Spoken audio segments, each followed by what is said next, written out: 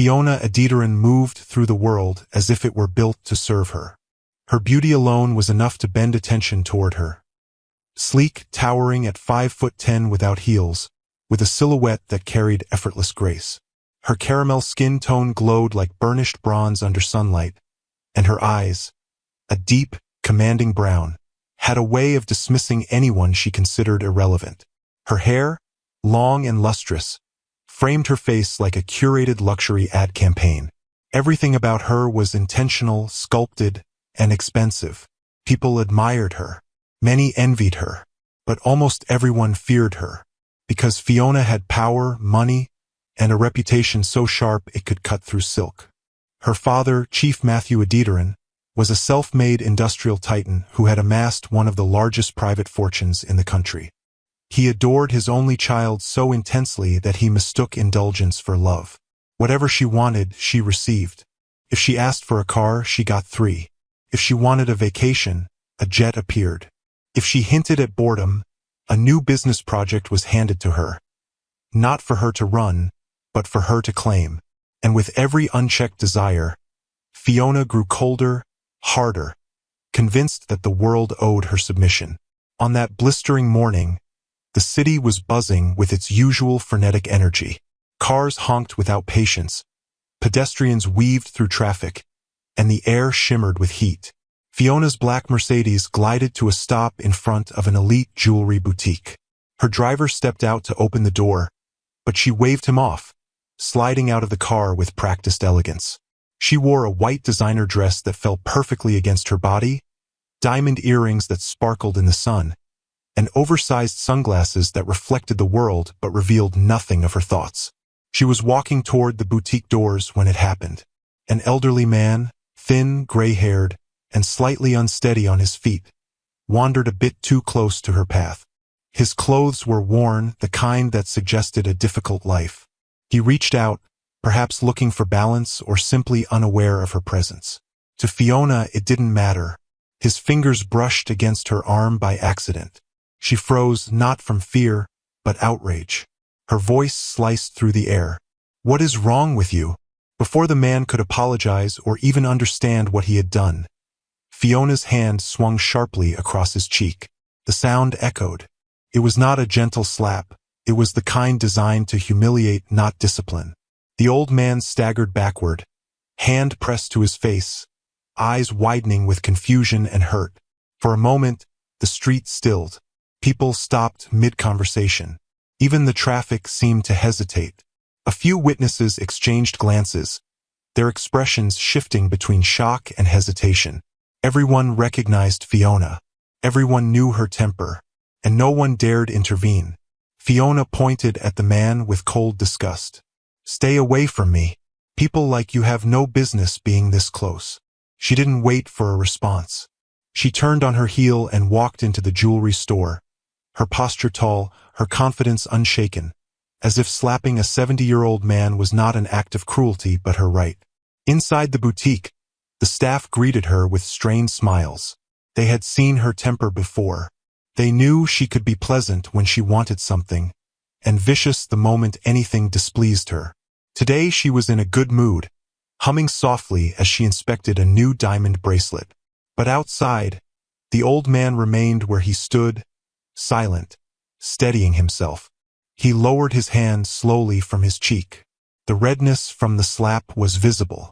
His eyes, calm, thoughtful, unexpectedly intelligent, lingered on the store entrance long after Fiona disappeared inside. His name was Stephen Olyamide, and he was not what Fiona thought. Stephen was one of the wealthiest men in the country, a discreet billionaire whose empire stretched across real estate, energy, and global investments.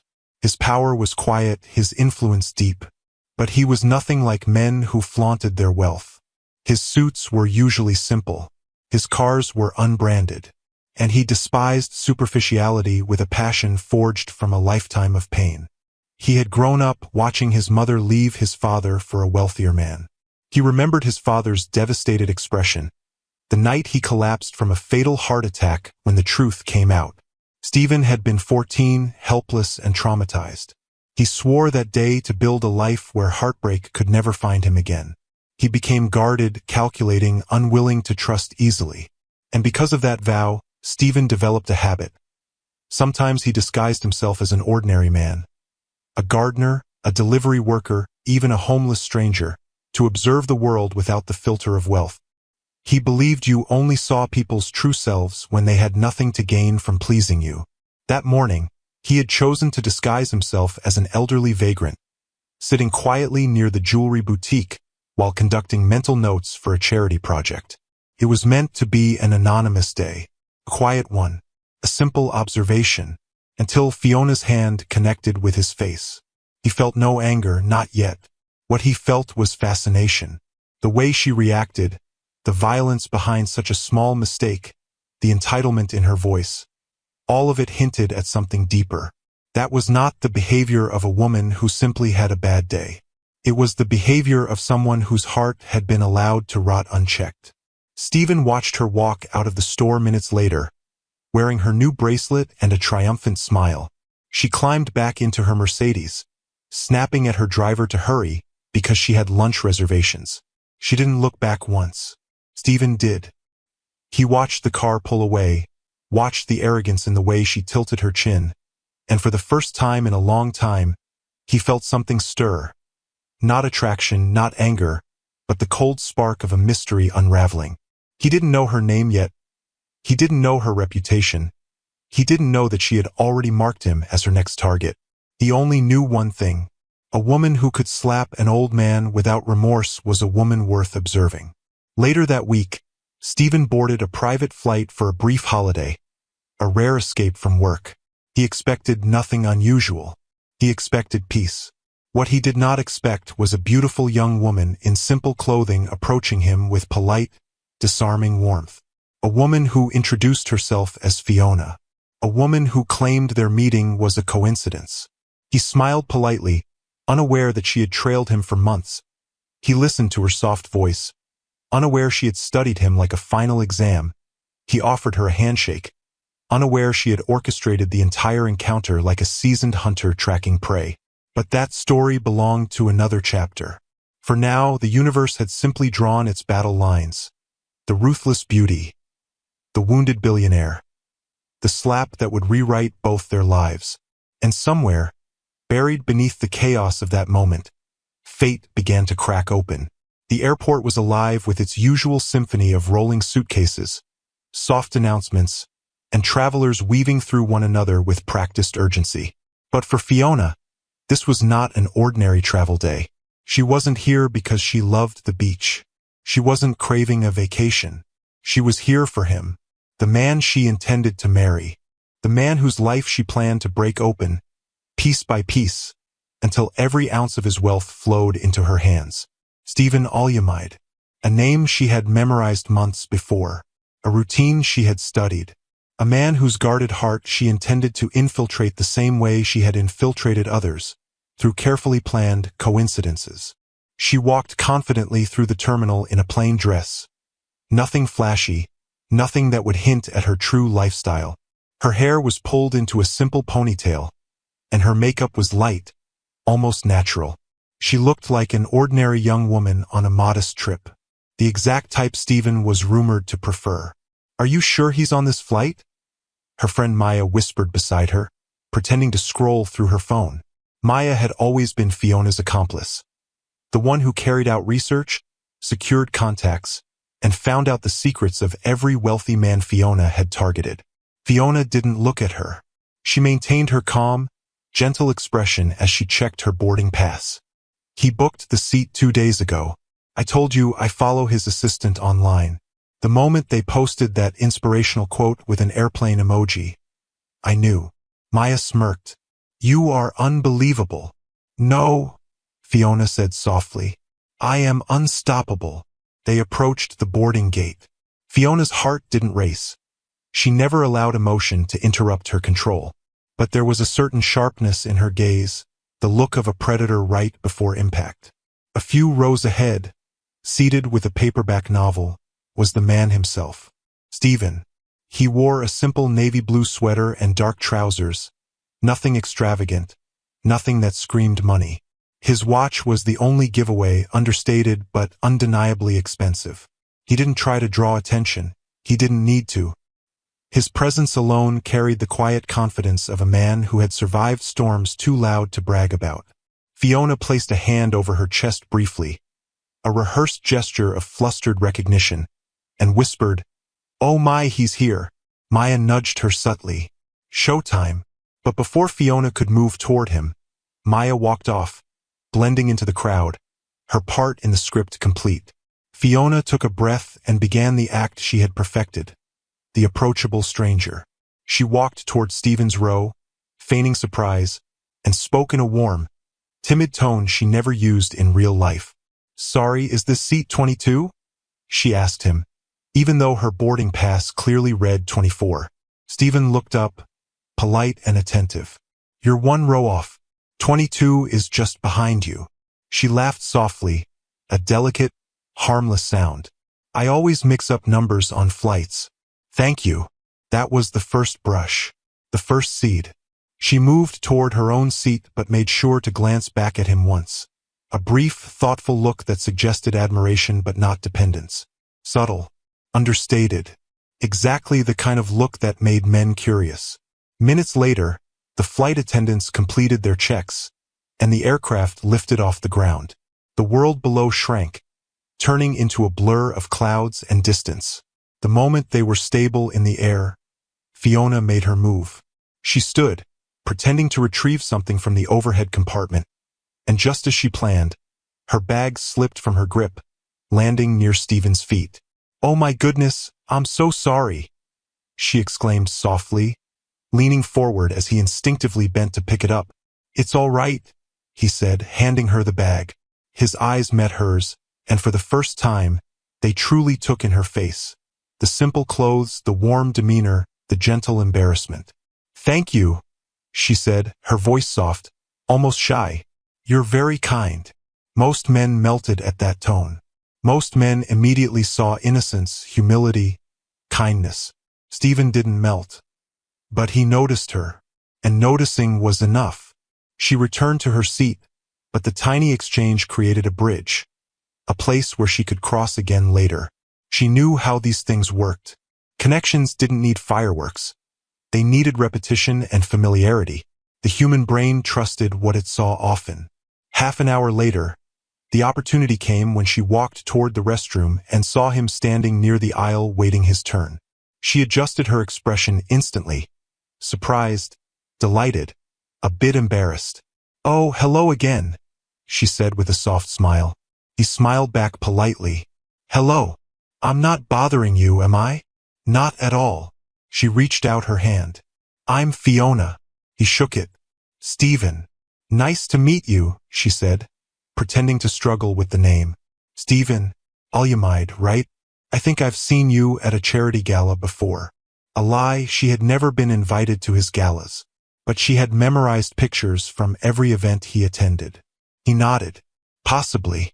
I attend a few here and there." "I admire the work you do," she said, her tone bright but not overly eager. "It's refreshing to meet someone who uses wealth for good things." He chuckled gently. "Well, I try." His humility impressed her, not emotionally, but strategically. Humble men were easier to control than arrogant ones. They underestimated danger. They fell in love with perceived kindness. Perfect prey. When the restroom became available, she stepped aside. "You first." "I don't mind waiting." "Are you sure?" he asked. She nodded graciously, and that moment, that polite gesture, was her hook. People always remembered kindness, even when it was fake. When the plane landed hours later, Fiona walked slowly, giving him time to catch up to her near the baggage carousel. Sure enough, he approached her with a warm smile.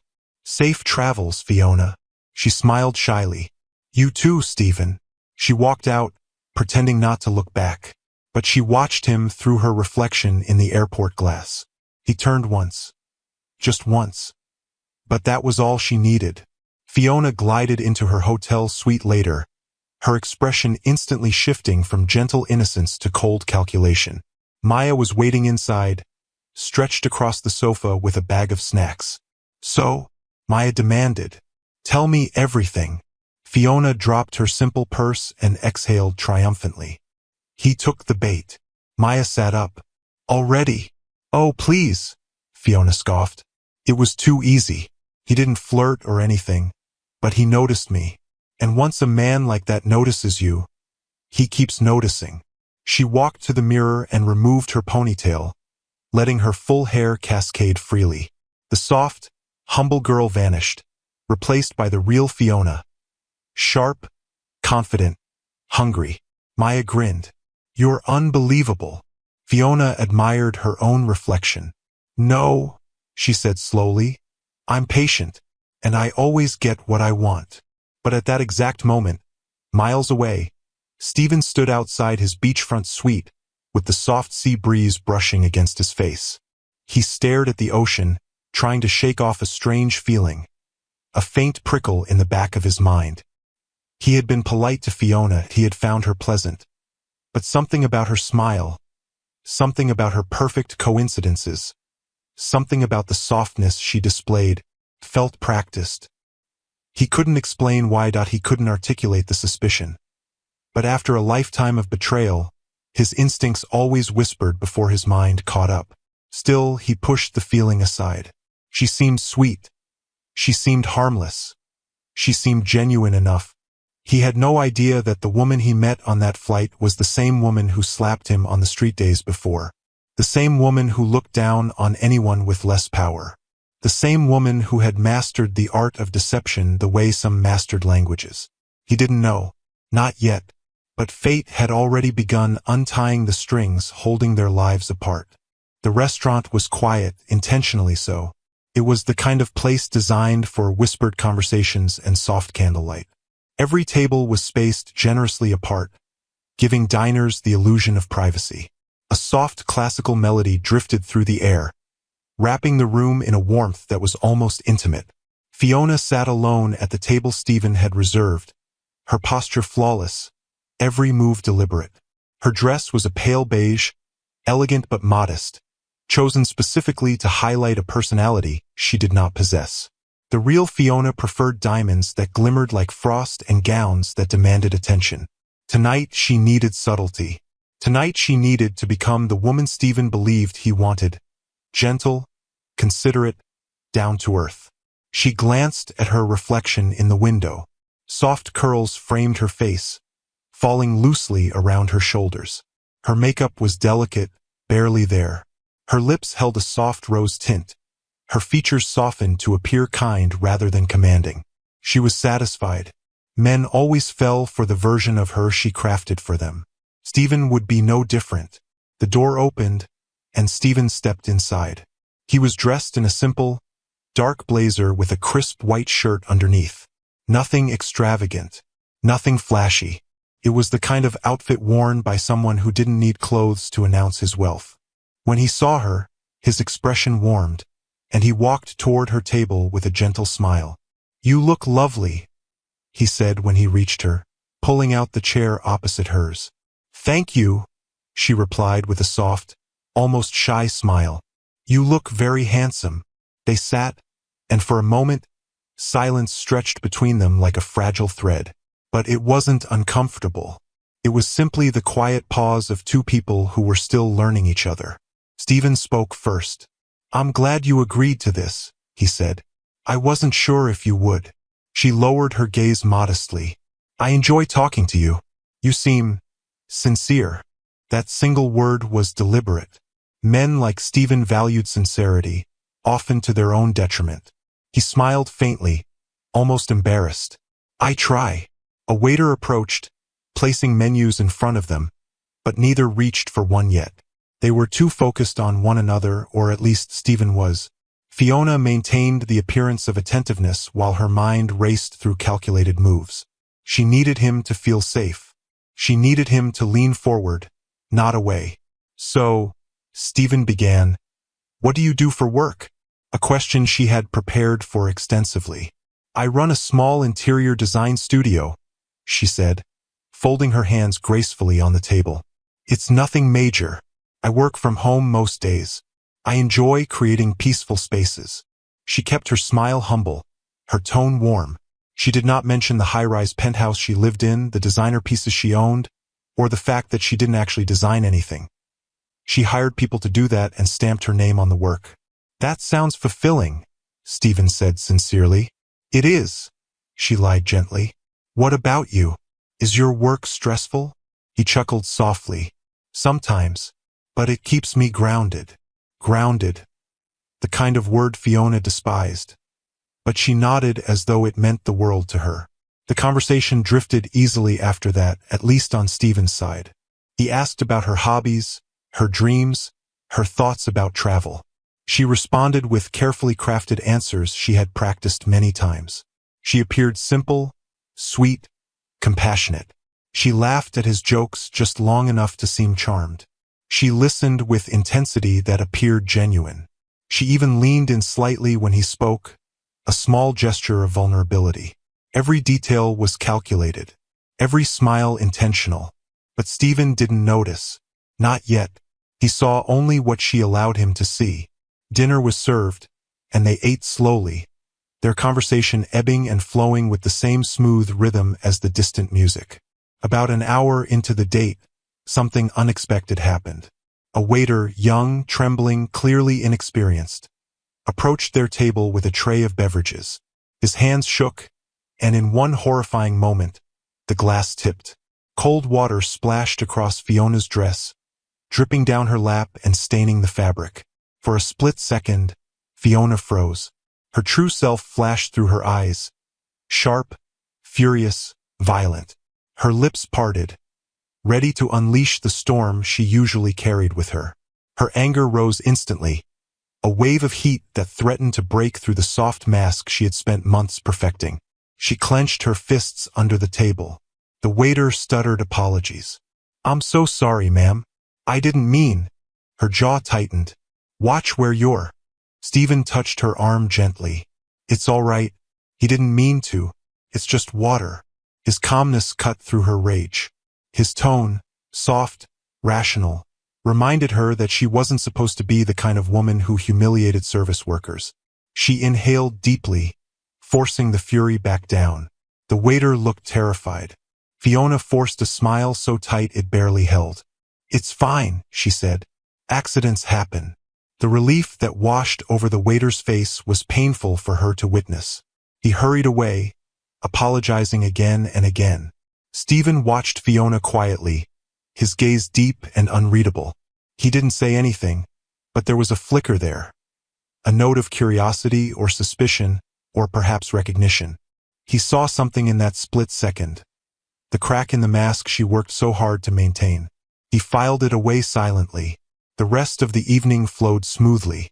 They continued talking, and though she regained her composure, she knew she had slipped. She could feel it in the air. Something in him had shifted ever so slightly. When the bill came, Stephen reached for it automatically.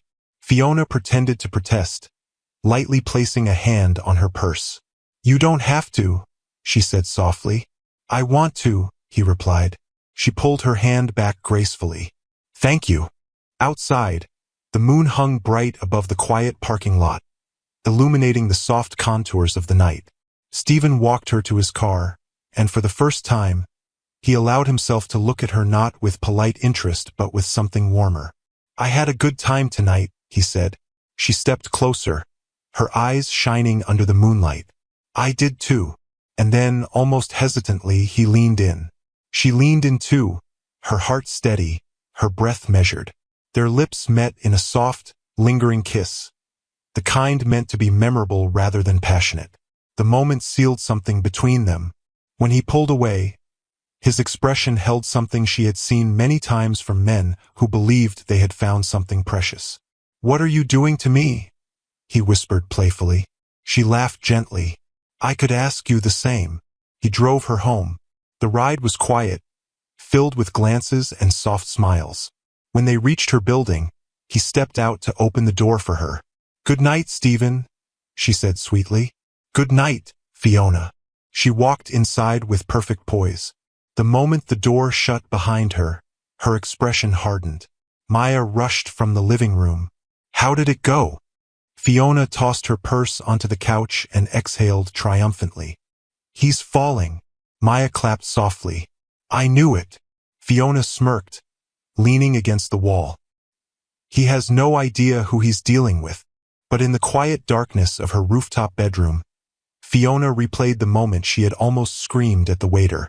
The moment Stephen had watched her with that deep, measuring gaze. It was a small slip, tiny, insignificant. But seasoned hunters knew. Sometimes the smallest noise could alert prey long before the trap closed. And Stephen, he wasn't prey. Not exactly. Not yet. But her control was not as perfect as she believed. And for the first time in a long time, Fiona felt something unfamiliar. Uncertainty. The days that followed their first date unfurled with an almost deceptive smoothness. Fiona played her role flawlessly. The soft-spoken, grounded woman who valued quiet moments over extravagant displays.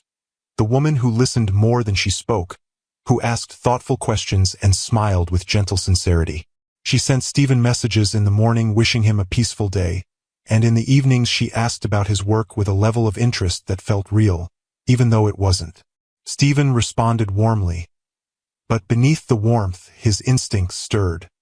He had lived long enough to know that beauty could hide a multitude of sins, and kindness could be staged like a theater performance. He was not cynical, but he was cautious. He felt drawn to Fiona, but he could not silence the whisper in the back of his mind, the quiet voice that told him to stay alert. Still, he continued seeing her. They met at parks, cafes, small restaurants, and bookshops, always places she suggested. She avoided settings where her temper might be tested.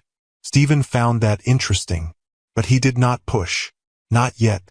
One evening, he invited her to a networking gala, a quiet charity function he attended annually. Fiona hesitated at first. Galas were not places where she could easily control her environment. But rejecting the invitation would seem suspicious. So she accepted, spending hours perfecting her disguise. A simple dress, low heels, minimal jewelry, soft curls that framed her face like a painting of innocence. When Stephen picked her up, he noticed the effort she had made to appear understated. He admired it, or at least he pretended to. He still couldn't shake the sliver of doubt she had planted inside him during that moment at the restaurant when the waiter spilled water. But he pushed it aside. She deserved a chance. The gala hall was filled with people. Entrepreneurs, philanthropists, and industry leaders. Stephen led her inside gently, his hand on her back in a relaxed, familiar gesture. The moment they entered, several guests turned to greet him. Some extended warm handshakes, others offered polite nods. Fiona watched carefully, taking mental notes of every name, every title, every possible social advantage. "This is Fiona," Stephen introduced when necessary. "A friend of mine." Friend. Not partner. Not girlfriend. She smiled graciously, but internally, the word stung. She wanted more than that. She needed more than that. A friend was disposable. A girlfriend was a stepping stone. A fiancé was the jackpot. But she recovered quickly and slipped into her role again. Sweet, supportive, non-intrusive. Guests liked her. Why wouldn't they? She was doing everything right. But then came the moment she did not anticipate. A woman tripped near the dessert table, dropping a small plate. Glass shattered on the floor. Fiona flinched at the sound. Not from fear, but from annoyance. And the expression on her face hardened for half a second. A half second too long. Stephen saw it. He didn't say anything, he didn't frown. He didn't react outwardly. But internally, he marked it. Another crack. They moved to a quiet corner later in the evening, sipping sparkling water and talking about travel.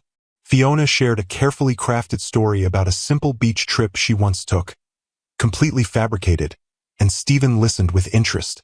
But midway through her story, a waiter accidentally brushed against her chair while passing. Fiona stiffened, her jaw clenched, her eyes sharpened. Stephen watched very closely, but she caught herself quickly and plastered on her warm smile. "It's all right," she said sweetly, waving off the waiter's apology. Stephen nodded slowly, recognition deepening in his eyes. He didn't challenge her. He simply watched her with a new kind of curiosity, the kind that dissected rather than admired. After 2 hours, he offered to take her home. They walked toward the exit, but something unexpected happened on their way out. A janitor pushing a cleaning cart accidentally rolled too close, almost bumping Fiona's shoe. "Ma'am, sorry," the janitor began. Fiona's mask slipped. She glared. It wasn't loud. It wasn't public. But in that pure, unfiltered expression, Stephen saw the truth. Cruelty, impatience, contempt. It lasted less than a second, but Stephen was a man who noticed details. He had lived most of his life studying human behavior. First as a child, trying to understand why people betrayed each other, and later as a businessman navigating partnerships built on hidden agendas. This woman had an agenda. He was almost sure of it. But he still wasn't ready to walk away, because he needed to understand. When he dropped her off at home, she turned to him with a soft smile, the kind that could convince anyone she was pure and gentle. "Thank you for tonight," she said. "My pleasure," he replied calmly. But the moment she stepped out of the car and closed the door, her smile vanished.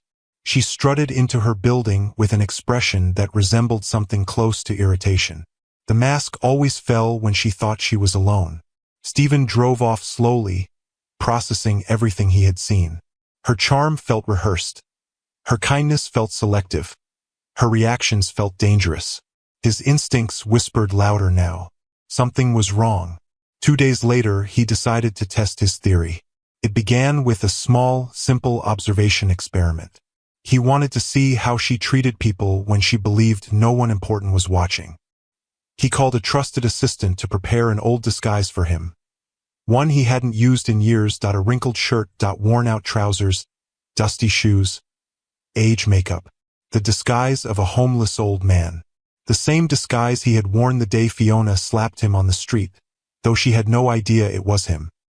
He waited until the late afternoon, when he knew she would return from a shopping trip. He positioned himself near the entrance of her building, sitting on a crate, holding a small bottle of water and a tattered bag. He didn't have to wait long. Her white SUV pulled up, and she stepped out in a glamorous outfit very different from the modest clothing she wore on dates. Diamond earrings, a stylish handbag, heels that clicked against the pavement like punctuation marks. She saw him almost immediately, her face twisted with disgust. He stood slowly, as if trying to greet her or ask for directions. She recoiled. "Get away from my car," she snapped. "What is wrong with you?" He mumbled under his breath, pretending to be confused. She took a step forward, anger igniting. "Leave, now. I don't want to see you here again. Do you understand me?" He stayed silent. She stepped closer, her voice low and venomous. "If I see you here tomorrow, I will call the police and have you arrested. You filthy old man." Then she did something Stephen would never forget. She spat at him, right in front of her building, before storming inside. The door shut behind her with a loud thud. Stephen remained still, not because he was offended, but because he finally understood. There was no misunderstanding about this woman. She wasn't flawed. She wasn't insecure. She wasn't stressed. She was cruel. Genuinely, instinctively cruel. But the moment Fiona disappeared inside, someone else stepped out. A young maid, Chioma, carrying a tray of leftover food wrapped neatly, her eyes wide with sympathy. "Oh, sir," she said softly, kneeling beside him. "I am so sorry. Please don't mind her." Stephen looked up. Her voice was gentle. Her eyes were kind. She set the food beside him carefully. "Here, please eat something. Are you all right? Did she hurt you?" Stephen nodded slowly, touched by her sincerity. "Thank you," he whispered, changing his voice to match the disguise. Chioma sat beside him for a moment, unaware of who he truly was. "People like you deserve better than how she treats you," she said sadly. "If she sees me here, she will yell at me, so I must go. But please eat." Then she hurried back inside. Stephen watched her go, realizing something. He had come tonight to expose Fiona. Instead, he had met someone unexpected. Stephen barely slept that night. He sat at the edge of his hotel bed long after midnight, the disguise long removed, the makeup washed away, but the memory of Fiona's cruelty lingering like smoke in the air. He replayed the scene again and again. Her sharp voice, the disdain curling off her lips, the venom behind her eyes. There was no warmth in her, not when she believed she held power. No compassion, no humanity. But what struck him most was not her behavior. It was Chioma. The young maid's kindness had reached him unexpectedly, pure, sincere, almost fragile. The way she had knelt beside him, offering food without hesitation, apologizing for sins she did not commit. It reminded him of something he had lost long ago, something he rarely encountered in the world he lived in. Compassion without expectation. Kindness without performance. Chioma had been in the presence of cruelty, yet offered humanity. Fiona had been in the presence of weakness, yet offered cruelty. The contrast was jarring. Stephen lay back on the bed slowly, staring at the ceiling. For years, he had promised himself to guard his heart carefully, to observe rather than fall blindly, to protect himself from manipulation. Tonight, he realized something important. His instincts had been right about Fiona. Now he needed answers, real answers. Not to satisfy his ego, not to embarrass her, but because he could not turn away from what he had seen. He needed to know who Fiona was when she believed she was unseen. He needed the truth. The next morning, Stephen sat in his office, the city skyline glittering beyond the floor-to-ceiling glass. His assistant, Daniel, entered quietly, carrying a stack of documents for Stephen's review. "Sir, these are the files for the new development project." "Leave them," Stephen said calmly. Daniel nodded, then hesitated. "Is everything all right, sir? You seem distracted." Stephen folded his hands together on his desk, his expression unreadable. "Daniel, how quickly can you gather background information on someone?" Daniel blinked. He had been with Stephen long enough to recognize the tone, composed but sharp. The tone Stephen used when something mattered to him on a personal level. "Immediately," Daniel replied. "Who is the subject?" Stephen paused. For a moment, he considered giving the order. He could uncover every detail of Fiona's past within hours. Her finances, her relationships, her history, every lie, every mask. But something stopped him. Not mercy. Not guilt. Patience. He didn't want paperwork. He wanted truth from Fiona's own mouth, and from her behavior. "Actually, no," he said quietly. "Not yet." Daniel nodded. "If you need anything, I will let you know." When his assistant left, Stephen retrieved the old disguise from the corner of his office. He folded the clothes carefully, placing them in a leather travel bag. He would wear the disguise again, not out of anger, not to punish, but to understand. If Fiona could truly love someone, she would treat the lowest man with dignity. If Fiona was truly cruel, she would reveal herself again. And Stephen needed to see it for himself. That evening, Fiona prepared for another date, the third one.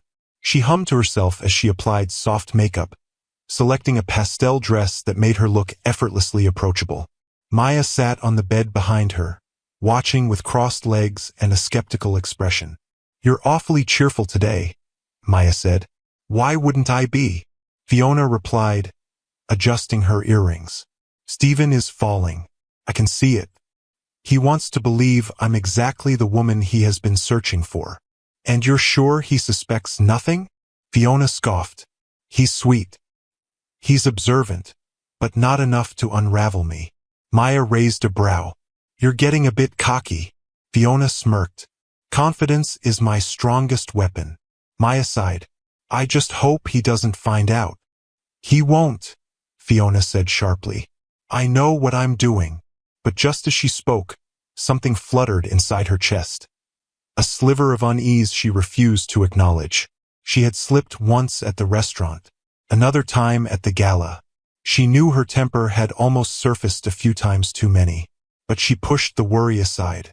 Stephen was kind, trusting, gentle. He didn't have the kind of mind that assumed the worst. Her plan was on course. Tonight would seal it. If she could get him to confess real feelings, she could begin planning the engagement. Maya exhaled softly, watching her. Just be careful. Fiona snapped her compact shut. I always am. But she wasn't. Not nearly enough. That same night, Stephen put on the disguise again. He transformed into the frail old man. Gray wig, wrinkled hands, hunched posture. He walked toward Fiona's building as the sun dipped below the horizon, casting a golden glow across the street. He sat at the same corner where she had spat on him the day before, leaning against the wall with slow, deliberate movements. Minutes later, the building doors opened. Fiona emerged. Her heels clicked rhythmically, her dress swaying softly around her knees. She looked like a goddess stepping out of a painting, illuminated, elegant, stunning, until she opened her mouth. Oh no! She groaned when she saw him. You again. Stephen remained silent, head bowed, hands trembling slightly to sell the illusion of fragility. Are you deaf? She snapped. I told you to leave this place.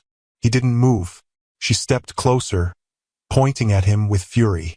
Listen carefully, old man. I am not in the mood today. Get away from this building before I... The door behind her opened. Chioma stepped out with a small bag of trash in hand. The moment she saw the scene, she froze. Ma'am, Chioma said softly. He isn't harming anyone. Stay out of this, Fiona hissed. Chioma swallowed and lowered her gaze. I'm sorry. I didn't mean. You never mean anything, Fiona snapped. Just throw the trash and stay in your place. Chioma nodded quickly, her eyes glistening with humiliation. Stephen's heart tightened. This wasn't a one-time pattern. This was who Fiona was. He watched quietly as Chioma hurried away, head down, shoulders tense. When she returned, she paused for a split second, meeting Stephen's disguised eyes. Concern flickered in her expression. Please go somewhere safer, she whispered. She is in a terrible mood. Stephen nodded weakly. Fiona scoffed. This is ridiculous. She stormed to her car, slamming the door harder than necessary. The engine roared to life, and she sped away without a backward glance.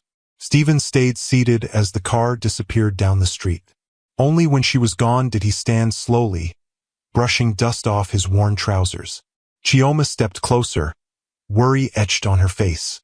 Are you all right, sir? Stephen nodded again, voice low. Thank you. She smiled, small, genuine, gentle. If you ever need food or water, just knock at the side door. I will help you. Stephen felt something strange then, a warmth he had not experienced in years. This woman, this quiet maid, had more heart in one breath than Fiona had in her entire presence. Stephen left quietly, his mind already forming conclusions.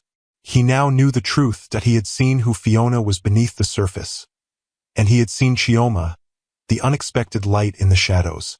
But one final piece was missing. How far would Fiona go? He needed to know the full extent of the deception, and fate was about to hand him the answer. The next morning, sunlight streamed into Stephen's room like a soft accusation. He had slept poorly, his thoughts tangled in a web of conflicting emotions. Betrayal, disappointment, curiosity, and beneath it all, a steady, analytical calm. He had confirmed Fiona's character. There was no doubt now. Everything he saw when she believed she was unobserved pointed to a heart wrapped in ice and sharpened by entitlement. But there was still one thing he didn't know. Why him? Why had she targeted him so intensely? Why the coincidences, the soft persona, the carefully curated innocence? What did she want besides the obvious? He needed answers. Answers that could only come from her own lips. And fate, it seemed, was eager to deliver. That afternoon, Fiona returned home earlier than expected. She had just finished a spa appointment, her skin glowing, her confidence restored. Tonight she was scheduled to meet Stephen for another date, and she intended to be perfect, gentle, attentive, disarmingly sweet. She stepped out of the elevator onto her floor, humming softly. But as she approached her apartment, She paused. Her door was slightly ajar. Her brows knitted in irritation. Chioma must have been cleaning and forgotten to close it properly. Another mistake. Another reason to yell. Fiona pushed the door fully open and stepped inside. "Chioma!" she barked. No answer. She rolled her eyes and entered the living room, where Maya sat casually on the couch, sipping sparkling water and flipping through Fiona's luxury magazines. "You scared me," Fiona said, tossing her purse aside. "I thought someone broke in." "Relax," Maya said, waving a dismissive hand. "Your maid let me in." "Of course she did," Fiona muttered. "She barely thinks before doing anything." Maya raised a brow. "You really need to stop snapping at her. If she quits, you'll spend weeks looking for a replacement." "She won't quit," Fiona said with a smirk. "She needs the job." Maya sighed. "You're impossible." "No," Fiona corrected, kicking off her heels. "I'm realistic." She flopped onto the couch beside her friend. "Anyway, Steven and I are meeting again tonight. I need you to help me plan my outfit." Maya rolled her eyes. "I'm surprised he hasn't asked you to be his girlfriend already." "Oh, he will," Fiona said confidently. "Tonight, maybe. He's been hinting at something serious all week. I just need to do one more charming act and he'll be fully in love. And then, Fiona said, stretching lazily, we plan the engagement, the wedding, the financial bonding." "Fiona," Maya interrupted carefully, "don't you think it's time to stop? This game has worked for years. But Steven, he's different. He's smart. He might notice things." "Notice what?" Fiona snapped, her eyes sharpening. "That I'm pretending to be the sweet, grounded girl he thinks he wants? That I'm shaping myself into his ideal? That's what men want. They want the fantasy. I give it to them and then I take what I need." Maya looked uneasy. "Still, maybe be careful. You slipped at the restaurant. And at the gala." "I handled it," Fiona cut in. "Men like Steven see what they want to see. He's already blinded by love. He has no idea who I really am." Those words hovered in the air like smoke, and they were being heard by someone she did not know was listening.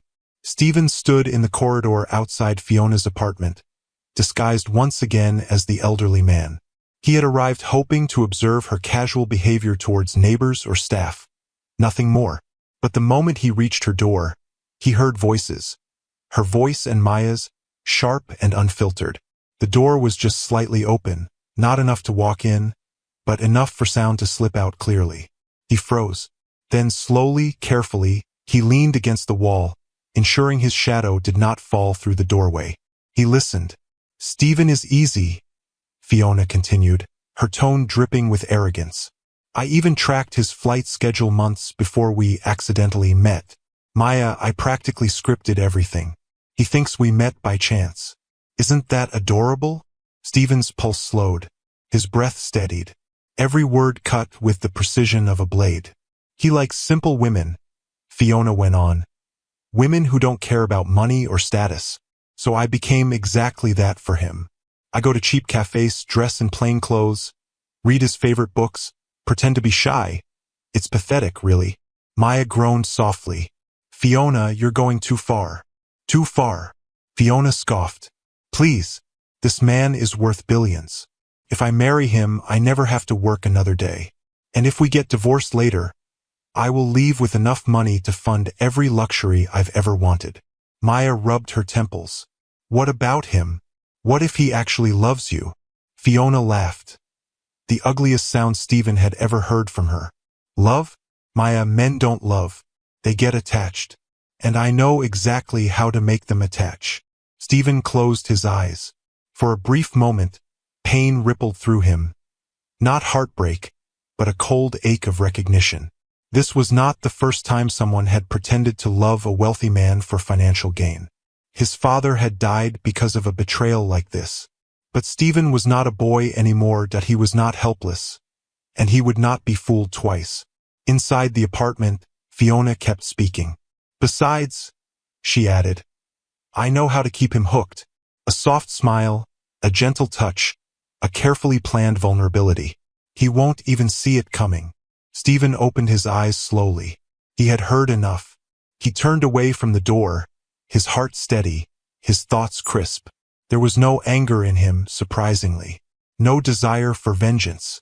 What filled him instead was clarity. The quiet, powerful clarity of a man who had confirmed the truth with his own ears. Fiona was exactly who he feared she was. A masterpiece of manipulation. A danger wrapped in beauty. A hollow heart covered in diamonds. And now her time was up. Inside the apartment, Maya finally stood and grabbed her bag. "Fiona, I really think you should slow down." "I told you," Fiona snapped. "Everything is under control." Maya hesitated. "And what about that old man you keep yelling at outside? You're going to get in trouble if someone records you."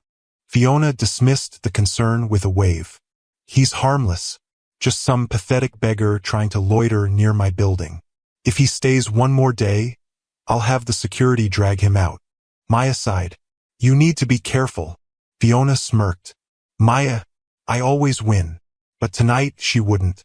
Because the old man she spat on, the old man she threatened, the old man she despised, was walking away with every secret she tried to hide. And he was done observing. Now he would act. As Stephen reached the sidewalk, he removed the wig, the glasses, the aged posture. He straightened slowly, revealing the man beneath the disguise. Calm, composed, powerful. He looked up at Fiona's building one last time. "No more masks," he murmured. "For either of us." His decision was made. He would not expose her quietly, that he would not simply vanish from her life, that he would not allow her to charm another man the way she tried to charm him. He would show her truth, to herself, to him, and to the world. And when he did, nothing in her perfect world would remain standing. The evening air was cool, almost cleansing, as Stephen stepped out of his car in front of a private event hall he had reserved for the night. Tall white columns framed the entrance, illuminated by soft golden lights. Inside, staff moved gracefully, setting up floral arrangements and arranging tables for an event he had decided on only hours earlier. The engagement party. But it was not an engagement celebration, not in the way Fiona imagined. It was a revelation, a reckoning, a stage where truth would stand naked under the lights. Stephen walked inside, hands behind his back, and surveyed the room calmly. The decor team had followed his instructions precisely. Elegant white drapery, soft lighting, understated decor. Nothing extravagant. Everything dignified. There would be cameras. There would be witnesses. There would be truth. And Fiona, she would come, fully convinced tonight was the night she would secure her future. He had considered simply walking away, disappearing, ending things in private. But this was not just about him. Fiona had left a trail of broken hearts, destroyed marriages, and manipulated men. Silence would let her hunt again. He would not allow that. His assistant, Daniel, approached him with a tablet. "Sir, invitations have gone out. All the important guests have confirmed. Investors, public figures, media personalities, even a few of her friends." Stephen nodded. "Good." Daniel hesitated. "Are you sure you want to do this so publicly?" Stephen's expression remained calm. "The truth needs witnesses." Daniel swallowed. "What if she reacts unpredictably?" "She will," Stephen said quietly. "But the truth must be seen." Daniel bowed his head. "Understood." Meanwhile, across the city, Fiona stood in front of her mirror, admiring the reflection staring back at her. Her dress was a shimmering silver, hugging her body with sleek elegance. Her hair cascaded in soft waves down her back, her makeup a flawless blend of subtle and striking. She looked every bit the future wife of a billionaire. Maya watched silently from the edge of the bed. "You look incredible," she said softly. "I know," Fiona replied, turning slightly to admire her silhouette. "Tonight is the night." Maya hesitated. "Are you sure? What if? What if what?" Fiona snapped, irritation spiking. "He loves me. I saw it in his eyes. The small kindnesses, the way he listens, the way he holds my hand. He is gone already." completely gone. I just need one push. And if he finds out your plan? Fiona's expression hardened. He won't. Stephen is too gentle, too trusting. Honestly, sometimes I wonder how he even became a billionaire with how naive he can be. Maya's discomfort grew. Maybe you're underestimating him. I never underestimate men, Fiona said coldly. They are the simplest creatures on earth. Maya fell silent. Fiona turned away from the mirror and reached for her sparkling clutch. Let's go. I can't keep my future husband waiting. Her voice was dripping with excitement. Blind, confident excitement. But it wouldn't last. Stephen arrived early at the event hall. He stood at the far end of the room, hands in his pockets, looking out over the space that would soon hold the moment Fiona's life turned upside down. There was no triumph in his expression, no satisfaction, just quiet resolve. Guests began arriving, familiar faces, industry colleagues, associates, camera-worthy personalities. They greeted Stephen with warmth, congratulating him in advance. We heard the rumors. She's a lovely girl, Stephen. Congratulations on finally settling down. We can't wait to meet her. Stephen smiled politely, but inside, his thoughts stayed steady and cold. Then the main doors opened. Fiona entered. If beauty had a throne, she could have sat on it. Her dress shimmered with each step, catching the light like stardust. Her smile was bright, dazzling. The carefully constructed smile she always used when she needed to charm a room. The guests turned, their murmurs rising like a soft wave. There she is. She's stunning. That dress. She's perfect for him. Fiona soaked in the admiration like sunlight. But her eyes were fixed on one person, Stephen. He stood near the stage, his face unreadable, his posture controlled. She lifted her chin and glided toward him, heart swelling with victory. Tonight was her triumph. She imagined the speech he would give, glowing words about love and destiny. She imagined the ring, a massive stone, rare and blinding. She imagined her future, luxurious, secure, unchallenged. Stephen, she said softly, stopping before him. Fiona, he replied calmly. You seem serious tonight, she said with a playful smile. Is everything all right? His gaze lingered on her face. Everything is exactly as it needs to be. Before she could respond, he offered his arm. Shall we begin? Her heart soared. Yes. He led her gently toward the center stage, the raised platform surrounded by white petals and pearlescent lighting. The crowd gathered, phones raised, murmurs thick with anticipation.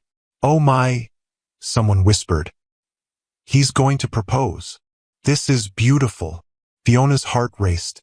Her palms tingled. She rehearsed her reaction. A gasp, a hand over her chest, maybe even a few tears for effect. But then, Stephen stepped away from her. Just a single step, but enough. Confusion flickered across her face. Stephen, he turned to the audience. Ladies and gentlemen, he said, his voice calm, steady, controlled. Thank you for joining me tonight. Silence fell over the room. Fiona's smile stayed frozen in place. Stephen continued. Tonight, I wanted you all to witness something important. Not a celebration, but a revelation. A ripple of confusion passed through the guests. Fiona blinked. Her heartbeat stumbled.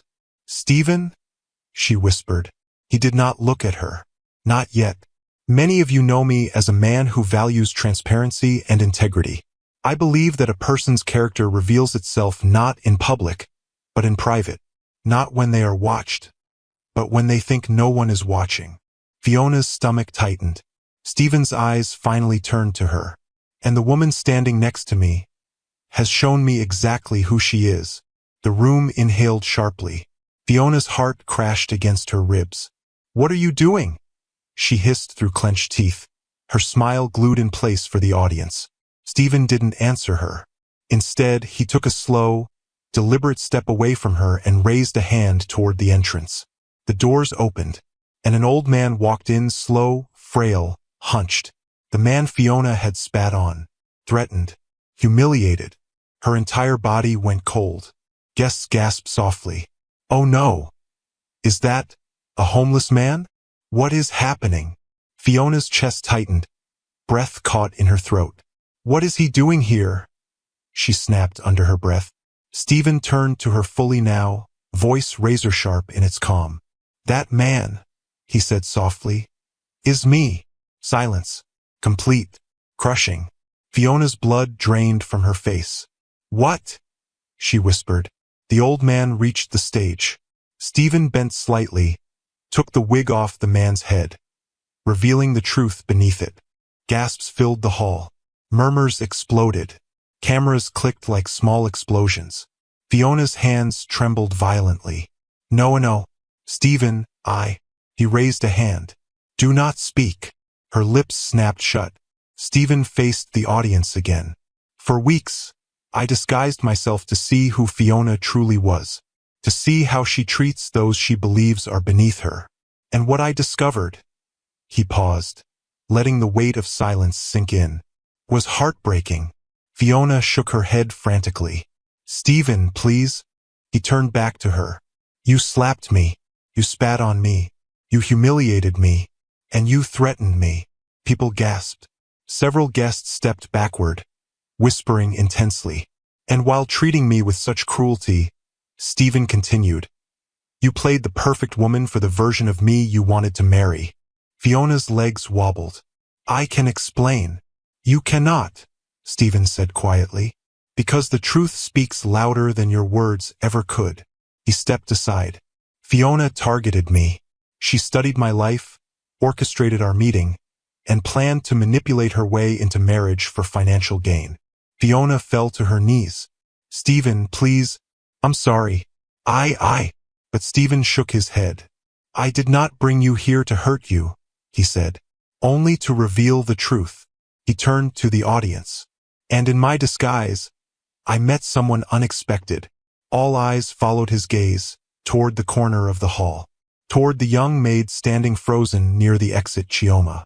Invited by Stephen earlier that day, though she didn't understand why. Fiona's eyes widened in horror. "No," she whispered. No. Stephen walked toward Chioma, each step soft but resolute. Chioma stared at him, breath shaking, unable to understand what was happening. Stephen knelt before her, a billionaire kneeling before a maid, and the entire hall erupted into stunned silence. "Chioma," he said softly, "you showed kindness when you had nothing to gain. You showed compassion to someone you thought was a stranger.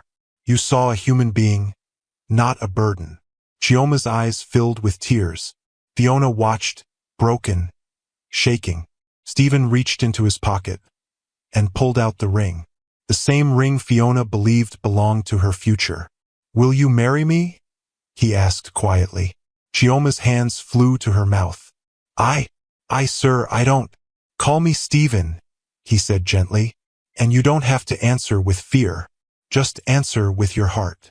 Chioma trembled, overwhelmed, stunned, unprepared. Then she whispered, "Yes." The hall exploded in applause. Some cheered, some cried, some simply stared in disbelief. Fiona collapsed completely, sobbing on the floor, her dreams dissolving into dust around her. Stephen stood, took Chioma's hand, and faced the crowd, calm, unbothered, deeply at peace. The truth had finally been spoken, and Fiona's world had finally shattered. The engagement hall emptied slowly, like a wave receding after a violent crash. Guests whispered as they left, their voices echoing faint judgments and disbelief. Some shook their heads. Some muttered about karma. Others simply stared at Fiona in stunned silence, unwilling to approach the shattered woman kneeling at the center of the room. Fiona didn't look up. Her knees pressed into the cold marble floor. Her hands shook uncontrollably. Her breath came in shallow, panicked gasps. It felt as if the earth had been ripped from under her feet, leaving her suspended in a free fall with no end in sight. She had always been in control. She had always been the puppeteer. She had always been the one who pulled strings and watched others dance. But now, she was the one on the ground, exposed, humiliated, destroyed.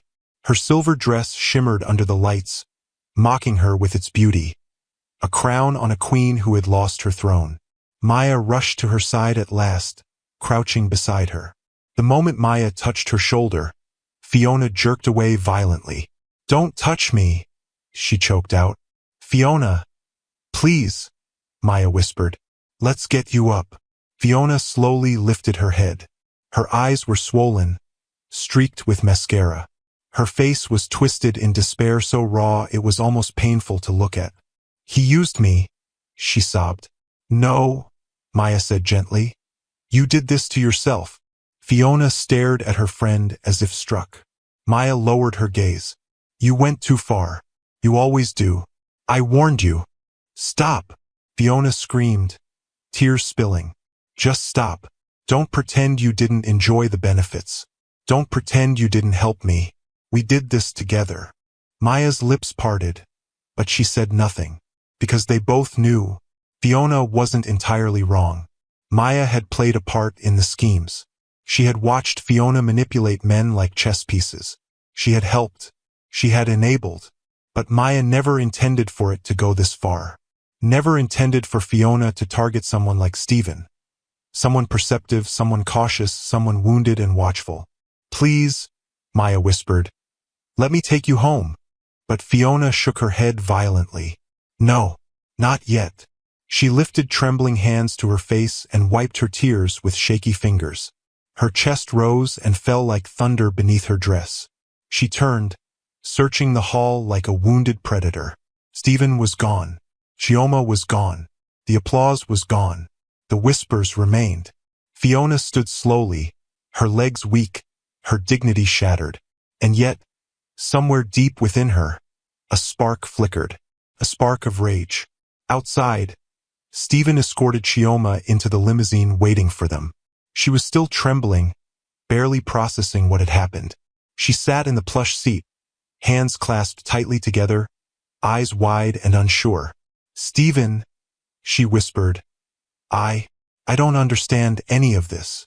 Stephen sat across from her, his expression softer than it had been in years. "You're overwhelmed," he said gently. "It's all right." "But why me?" she asked. "I'm just a maid." "You're not just anything," Stephen replied. "You showed kindness when no one else did. You saw a stranger in distress and you cared. No audience, no reward.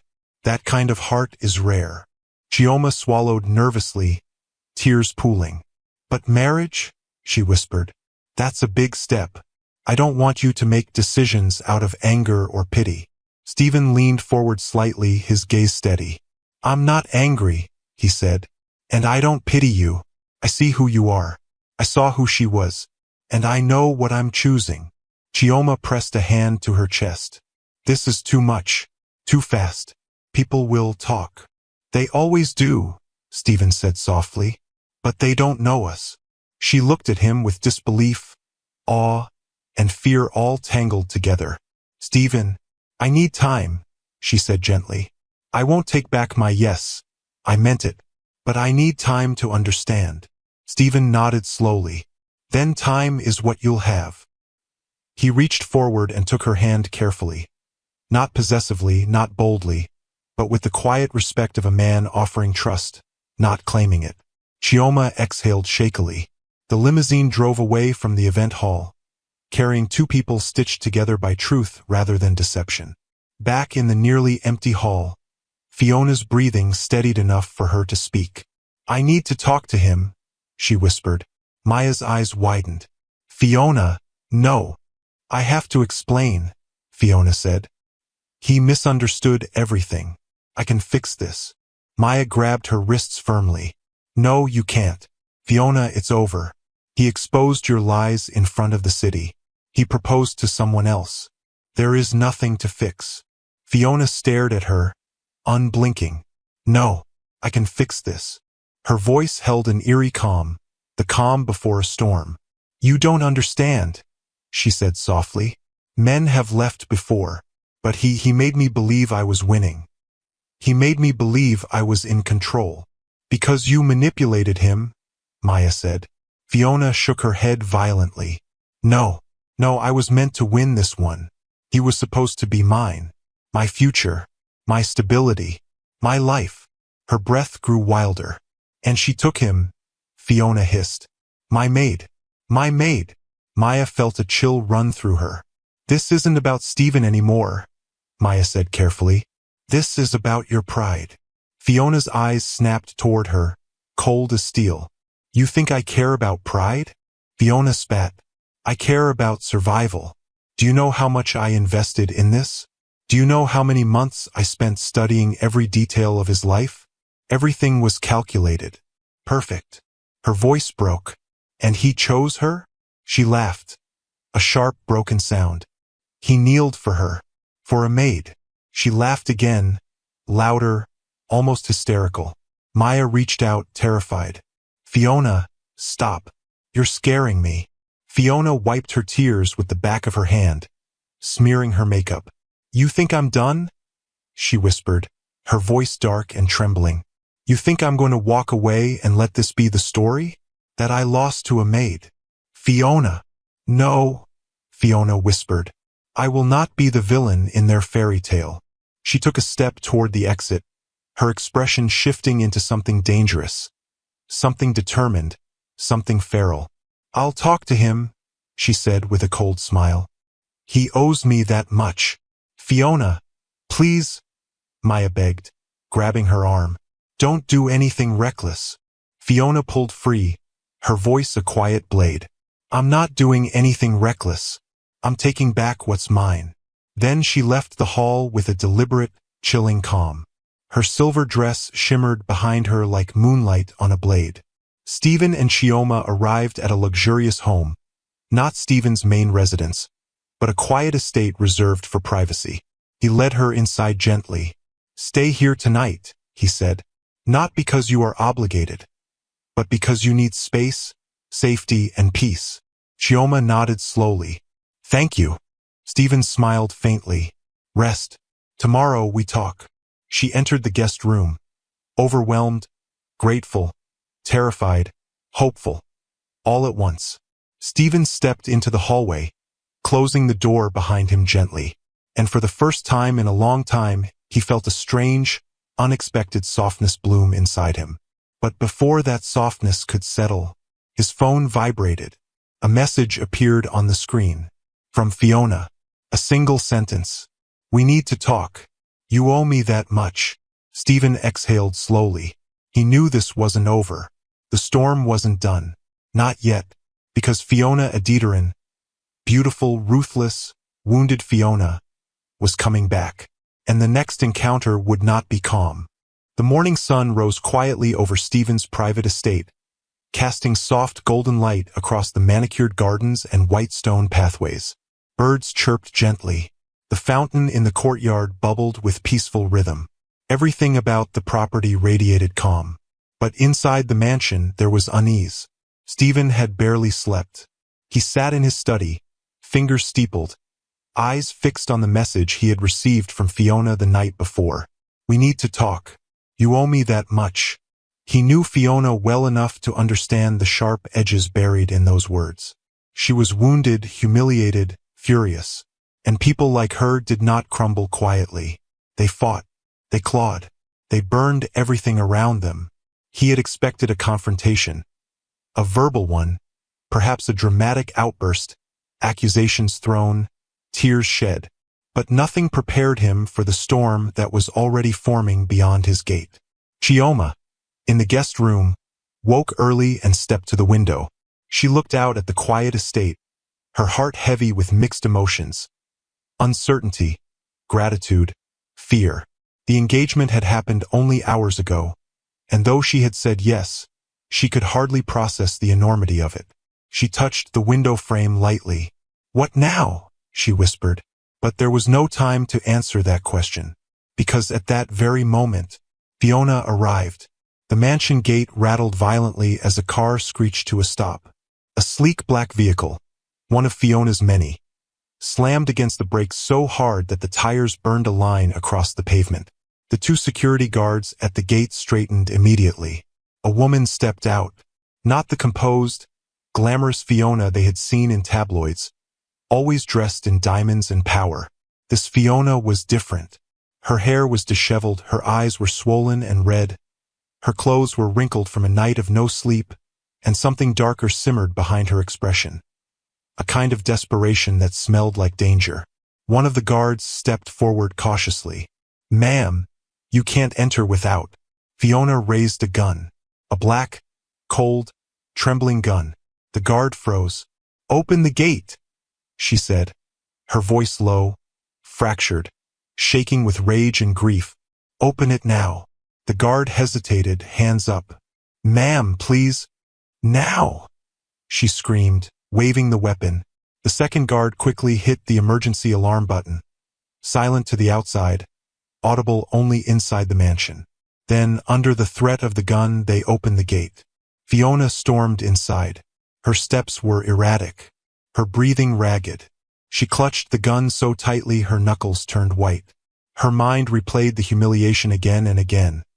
The engagement hall, the gasps, the whispers, the look of disgust on strangers' faces. It looped like a nightmare that refused to fade. But the worst image was Stephen kneeling before Chioma. The maid. The girl who bowed when she spoke. The girl who didn't belong in a mansion, much less next to a billionaire.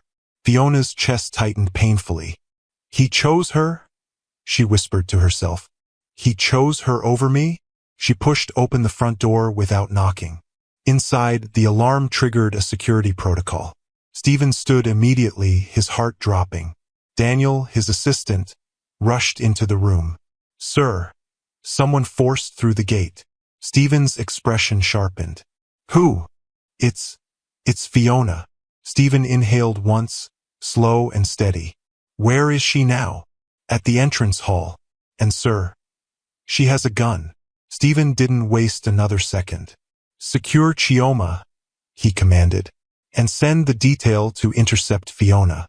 No lethality, only disarm." "Yes, sir." But he already knew this confrontation was unavoidable. Chioma had just stepped into the hallway when she heard hurried footsteps behind her. "Miss," a guard called. "You need to step back, please. Now." Before she could ask why, a scream echoed through the mansion. A scream that didn't sound human anymore. "Where is she?" Chioma froze. That voice, that fury, that was Fiona. Two guards positioned themselves in front of Chioma, shielding her. "Take me to her," Fiona shouted from the foyer as she stormed deeper inside the house. "Take me to the girl who stole my life." Chioma's heart raced. "Stephen," she whispered, terrified. The moment Fiona saw the guards in the corridor, she lifted the gun and pointed it at them. "Move," she hissed. "I'm not asking twice." "Fiona," Stephen called from behind her. She whirled around, breathless, shaking, eyes brimming with unshed tears. When she saw him, something inside her broke further. "Why?" she breathed. "Why did you do that to me? Why did you humiliate me in front of everyone?" Stephen stood a safe distance away, hands visible and calm. "Put the gun down." "No," she said. "Not until she pays for what she took." "She didn't take anything," Stephen replied softly. "You lost what you never truly had." Her face twisted. "Don't talk to me like I'm nothing," she screamed. "I loved you." Stephen's expression did not change. "You loved what I had." "That's a lie," she sobbed. "You were my future. You were my chance to finally win." "Win what?" Stephen asked quietly. Fiona trembled. He stepped forward slowly, too slowly for her liking, and she raised the gun again, this time with a shaking hand pointed toward his chest. "Don't come any closer." "Then put the gun down," Stephen repeated gently, eyes locked on hers. "This isn't you." She laughed.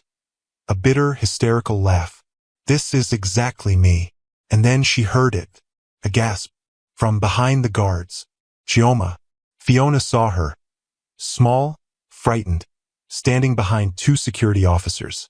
And Fiona's world narrowed to a single point, a single heartbeat, a single target. "There you are," she whispered. Chioma stepped back instinctively. Fiona raised the gun. Time seemed to slow. A scream escaped Chioma's lips. Stephen lunged forward. The guards moved, but Fiona's finger tightened around the trigger, and a single gunshot exploded through the mansion. But the shot did not come from Fiona's gun. It came from behind Stephen, from the head of security. A controlled, precise, non-lethal shot fired straight into Fiona's hand. Her gun clattered to the floor. Fiona screamed. A raw, agonizing cry. Blood dripped from her injured hand. She fell to her knees, clutching it. "Gun secure!" The security detail barked as two men rushed to restrain her. Stephen exhaled hard, turning immediately to Chioma, who stood trembling behind the guards. "Are you hurt?" he asked, moving to her side. She shook violently. "And no, just frightened." He placed a steady hand on her shoulder. "It's over." "No!" Fiona screamed from the floor, struggling against the guards. "This isn't over. You can't take everything from me. Not her. Not my future." "Your future was built on lies," Stephen said calmly. "You owe me," she cried. Stephen met her gaze, and for the first time his voice was steel. "I owe you nothing." Fiona broke. She collapsed fully, sobbing into the floor, her entire body shaking with despair, pain, and fury. The ambulance arrived within minutes. She was handcuffed gently but securely, her wounded hand wrapped in sterile bandages. She screamed, cursed, begged, in cycles as paramedics loaded her onto the stretcher. Stephen stood in the doorway, Chioma clinging to him, eyes wide and tear-filled. As Fiona was lifted into the ambulance, she looked at Stephen with shattered eyes. "Please," she whispered, "don't let them take everything." He didn't answer. She was driven away. It took 3 months for the case to move through the legal system. 3 months of psychiatric evaluations. 3 months of witness testimonies. 3 months of courtroom trials where every detail of her schemes surfaced.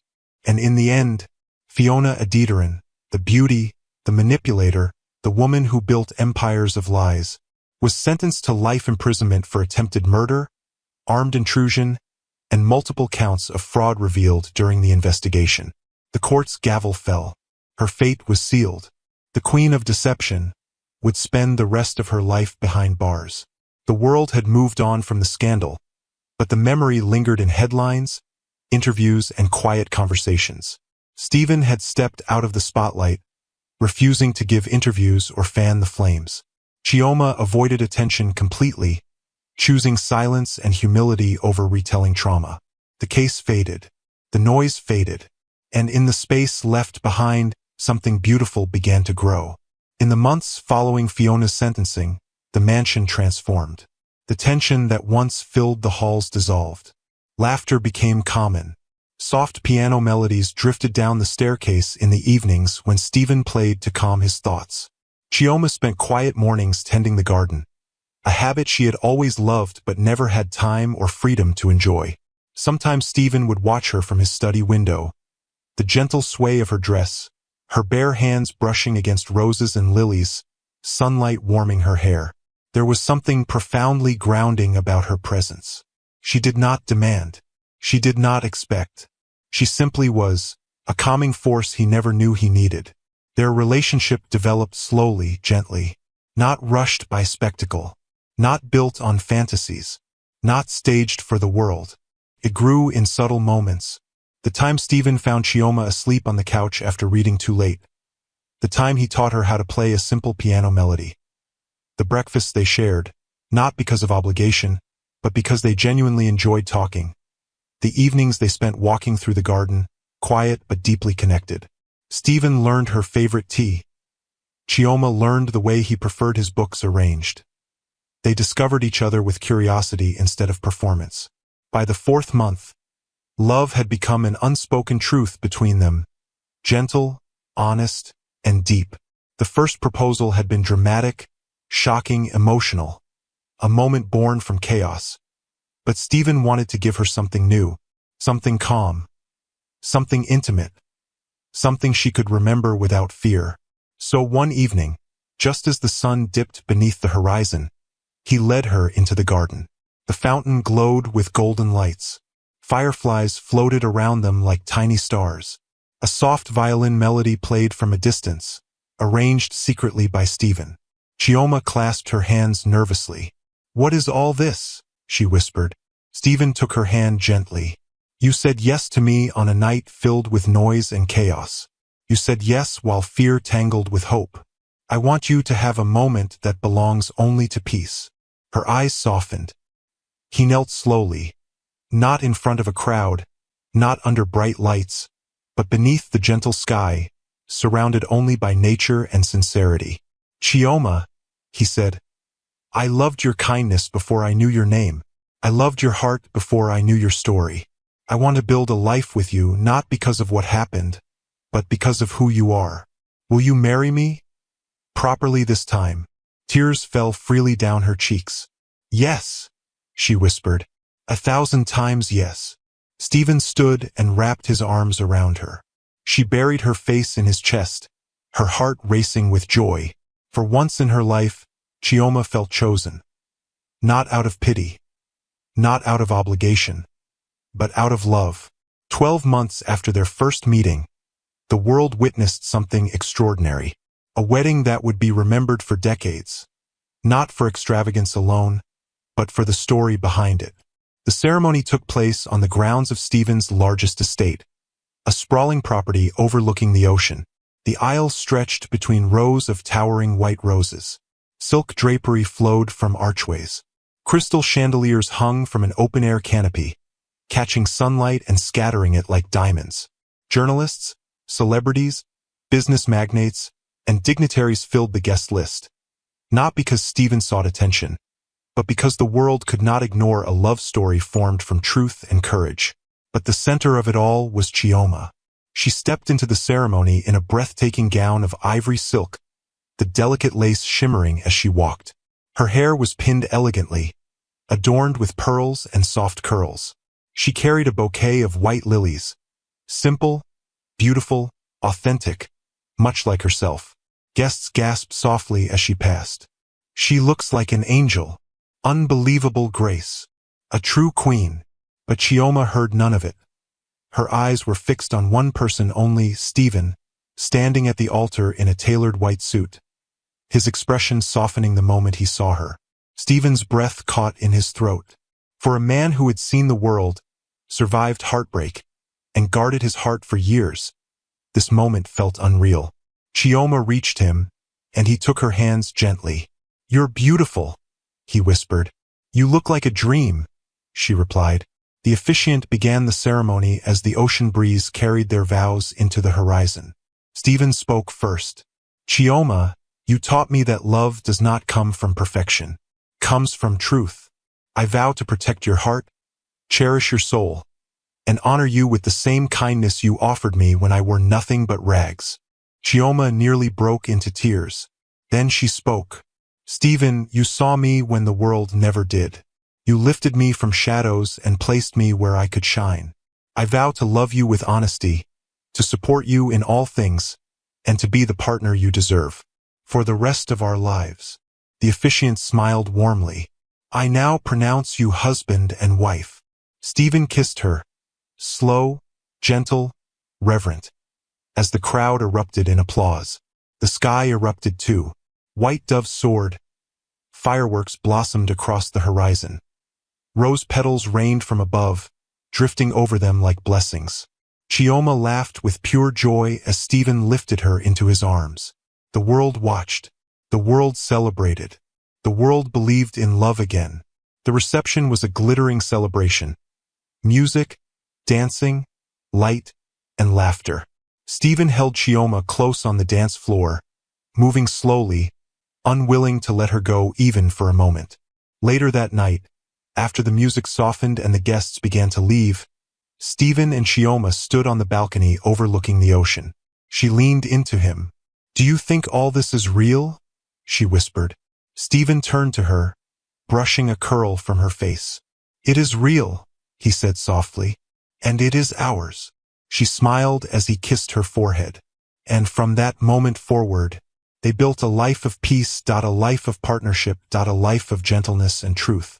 Chioma returned to school, studying interior design, a dream she never believed she could afford. Stephen encouraged her, supported her, and celebrated her victories. Years later, she opened her own design company, one built with integrity, compassion, and elegance. Stephen remained at her side through every milestone, every triumph, every quiet moment. They had children. They filled their home with love. They lived without pretenses, without illusions, without masks.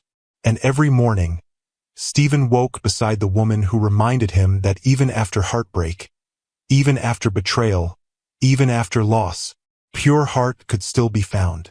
And every morning, Chioma woke beside the man who saw her worth when she thought she had none. Their story became a legend, not the story of a billionaire and a maid, but the story of truth triumphing over deception, of kindness triumphing over cruelty, out of love triumphing over fear. And they lived, beautifully, joyfully, peacefully, happily ever after. Thanks for watching. If you enjoyed this story, please subscribe to this channel and tell us where you are watching from. Have a wonderful day.